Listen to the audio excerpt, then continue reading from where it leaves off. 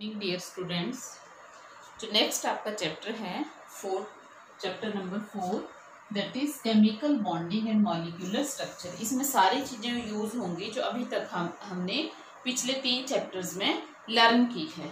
ठीक है।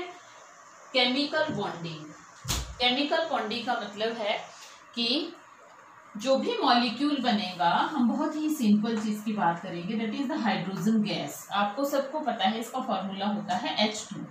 ठीक है। तो इसमें 2 हाइड्रोजन एटम हैं, ये आपस में कैसे जुड़े हैं। ठीक है। आपस में ये कैसे जुड़े हैं, इनका स्ट्रक्चर क्या है, ये सारी चीजें हम इसमें स्टडी करेंगे। तो आपको पता है हाइड्रोजन के पास एक इलेक्ट्रॉन होता है, इस हाइड्रोजन के पास भी एक इलेक्ट्रॉन है। जो बॉन्ड बनेगा, बॉन्ड मीन्स अट्रैक्टिव फोर्सेस। ठीक है। अदरवाइज भी अगर हम बॉन्ड की बात करें तो बॉन्ड को हिंदी में बंधन, आपने पढ़ा हुआ है 10th तक, ये जो हिंदी मीडियम से बच्चे हैं, बंधन। ठीक है। तो ये 2 इलेक्ट्रॉन की शेयरिंग से बना यहाँ पे। ठीक है। इलेक्ट्रॉन की शेयरिंग हुई। बॉन्ड जो है 2 टाइप से बनता है। जो बॉन्डिंग होती है ना, केमिकल बॉन्ड मीन्स जैसे आपके घर में आप भाई बहन होंगे। ठीक है। आपस में आपका भाई बहन का जो है वो बॉन्डिंग होती है आपस में। ठीक है। तो उसी तरह से यहाँ पे जो बॉन्डिंग है, अगर हम केमिस्ट्री की बात करें तो that is between the atoms, atom के बीच में, और उसको हम बोलते हैं केमिकल बॉन्डिंग।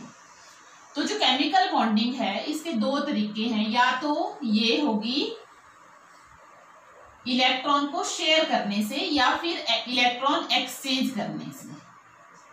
ठीक है। इलेक्ट्रॉन एक्सचेंज करने से, एक्सचेंज मीन्स एक इलेक्ट्रॉन लूज करेगा, एक एटम दूसरा गेन करेगा, तब भी बॉन्डिंग हो जाएगी। या फिर शेयरिंग होगी, जैसे इस केस में शेयरिंग हुई। ठीक है। तो इन सारी चीजों को अंडरस्टैंड करने के लिए हमें पिछले सारे कंसेप्ट जो है वो क्लियर होने चाहिए। इसमें एक टर्म आती है केमिकल बॉन्ड, तो समझ आ गया आपको। मॉलिक्यूलर स्ट्रक्चर, जैसे हमने आज तक ये पढ़ा है कि वाटर जो है H2O होता है। ठीक है। ये आपको पता होगा कि अमोनिया का फॉर्मूला होता है NH3, गैस होती है। ठीक है। या आपने मीथेन पढ़ा होगा CH4। इसके स्ट्रक्चर क्या है, मॉलिक्यूल, ये तो मॉलिक्यूल लिखे ना मैंने, मॉलिक्यूल लिखे। ठीक है। फॉर्मूले आप सबको पता है, लेकिन what is the structure, that is known as molecular structure, जो हम इस चैप्टर में स्टडी करेंगे। तो यहाँ पे एक टर्म आती है लुईस सिंबल। लुईस सिंबल, अब सिंबल आपको पता है एलिमेंट्स के। अगर नाइट्रोजन में लिखूंगी तो क्या लिखूंगी मैं सिंबल की फॉर्म में, N। But this is not Lewis symbol, ये तो सिंबल हुआ एलिमेंट का। लुईस सिंबल सिंपल है, N में नाइट्रोजन है ये, you know that atomic number is 7। अगर इसका एटॉमिक नंबर 7 है, you can also write the electronic configuration 1s2 2s2 2p, here 2 + 2 4, p में कितने आएंगे 3 इलेक्ट्रॉन। ठीक है। टोटल हो गए 7। Now we also know that S and P are the valence shell। ये जो आउटर है, ये वाला S नहीं होगा, ये इनर शेल है। ठीक है। ये जो आउटर शेल है S और P, इनको हम वैलेंस शेल बोलते हैं। आउटर शेल, ये आपको अब तक तो अंडरस्टैंडिंग हो गई होगी। ये फर्स्ट शेल है, ये सेकंड है। तो सेकंड इसका आउटर है, थर्ड नहीं है इसमें। ठीक है। तो दैट मीन्स S और ये वाले कितने इलेक्ट्रॉन है इसमें, वैलेंस शेल में 2 + 3 5 इलेक्ट्रॉन। दैट मीन्स इसके वैलेंस शेल में 5 इलेक्ट्रॉन है। तो मैं इस तरह से लिखूंगी नाइट्रोजन, और इसके अराउंड जो है 5 डॉट लगा दूंगी मैं। This is known as the Lewis symbol. अगर मैं सबसे सिंपलेस्ट एटम यहाँ पे लिखती हूँ तो दैट इज हाइड्रोजन 1s1। अगर मैं हीलियम लिखूंगी दैट इज, इसमें 2 डॉट आएंगे 1s2। जस्ट लाइक कि उसके वैलेंस शेल में कितने इलेक्ट्रॉन हैं, उसका सिंबल लिख के उसके अराउंड जो है वो हमने डॉट लगाने होते हैं। अगर मैं ऑक्सीजन लिखूं, इसे नेक्स्ट एलिमेंट है नाइट्रोजन से ऑक्सीजन, तो इसमें 8 इलेक्ट्रॉन होते हैं। तो कैसे लिखूंगी मैं, ऑक्सीजन सिंपल है ये 2 4 6, बैलेंस सेल में कितने आ गए 2 + 4 6, टोटल होते हैं 8। इसी तरह से नियॉन का 10 होता है एटॉमिक नंबर। तो नियॉन में जो वैलेंस शेल है 2s और 2p, वो फुली फिल्ड होता है। तो टोटल इलेक्ट्रॉन हो गए 8। अब ये जो 8 इलेक्ट्रॉन है, नोबल गैस है ये, यू नो दैट, ठीक है। Neon is a noble gas. Noble gases आपने सारी ही लर्न करनी है। नोबल गैस मीन्स, नोबल क्या होता है? नोबल होता है जिसकी तरह सारे बनना चाहते हैं। नोबल गैस में आपने देखा एक तो इसकी इलेक्ट्रॉन एफिनिटी पॉजिटिव होती है, आयनाइजेशन एनर्जी बहुत हाई होती है, ठीक है, क्योंकि इसकी जो इलेक्ट्रॉनिक कॉन्फ़िगरेशन है वो स्टेबल होती है। हर कोई चाहता है कि मेरी इलेक्ट्रॉनिक कॉन्फ़िगरेशन ऐसी हो जाए। That is the cause of bonding. इसके जो आपका एस और पी सब शेल मैंने बोला, ठीक है, इनको हम वैलेंस शेल भी बोलते हैं। वैलेंस शेल, ये जो सारी बॉन्डिंग वगैरह है ये वैलेंसी के ऊपर ही डिपेंड करती है। ये वैलेंस शेल हो गए। लुईस सिंबल आपने लिखने हैं ये 20 तक एटलीस्ट, ठीक है। हाइड्रोजन से लेके आपने कैल्शियम तक लुईस सिंबल लिखने हैं और मेरे को भेजना है लिख के। Valence shell. और एक चीज और मैं यहीं पे बता दूं आपको कि जो आप नोट्स बनाते हैं, मैं ये आपको समझा रही हूँ, आपने एज इट इज नहीं उतारना है इसको। आपने नोट्स बनाने हैं प्रॉपर अपनी बुक खोल के, ठीक है।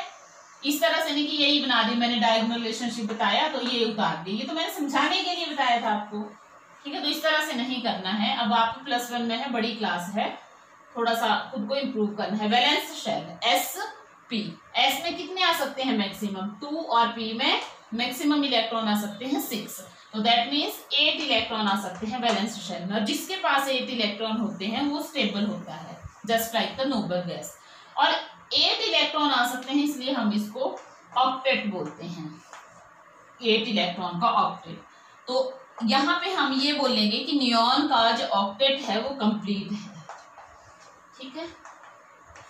इस ऑक्टेट को कंप्लीट करने के लिए लुईस का ये अकॉर्डिंग टू लुईस की ये स्टडी थी कि ऑक्टेट को कंप्लीट करने के लिए सारे एलिमेंट्स एफर्ट्स करते हैं, और जब इनका ऑक्टेट कंप्लीट हो जाता है तो ये स्टेबल हो जाते हैं, इसलिए आपस में बॉन्डिंग करते हैं। जस्ट लाइक आपका Cl2 है, क्लोरीन, ठीक है। क्लोरीन में कितने इलेक्ट्रॉन होते हैं? 17। वैलेंस शेल में 7 इलेक्ट्रॉन होते हैं क्लोरीन में। ये मैंने बना दिया, ठीक है। दूसरा क्लोरीन भी बना दिया, यहाँ पे 1 इलेक्ट्रॉन आगे, 2 यहाँ आगे, 2 यहाँ, 2 यहाँ, 7 हो गए। अब इसको ऑक्टेट कंप्लीट करने के लिए कितने इलेक्ट्रॉन की जरूरत है? 1। इसको भी 1। तो ये क्या करेगा? इसके इलेक्ट्रॉन को शेयर कर लेगा। इसके पास कितने हो गए? 2, 4, 6 and 8। Octet is complete for this chlorine. Similarly ये क्लोरीन भी क्या करेगा? ये इसके इलेक्ट्रॉन को शेयर कर लेगा। इसका ऑक्टेट भी कंप्लीट, दोनों का पर्पस सॉल्व हो गया। तो इसमें क्या होगी? आपस में बॉन्डिंग, ठीक है।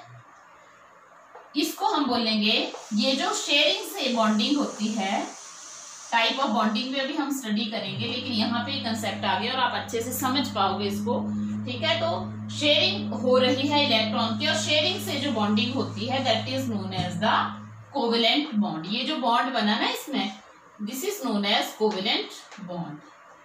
द अट्रैक्टिव फोर्सेस या bond which is formed by sharing of the electron between the 2 atom that is known as the covalent bond. इस तरह से Cl2 गैस बन जाएगी, ठीक है। अब एक तो ये है, यहाँ पे मैंने बताया था, एक तो शेयरिंग मेथड है, दूसरा है इलेक्ट्रॉन एक्सचेंज मेथड। तो हम सोडियम क्लोराइड का एग्जांपल ले लेते हैं, कॉमन सॉल्ट, जो सबने देखा हुआ है, सबके घरों में होता है, ठीक है।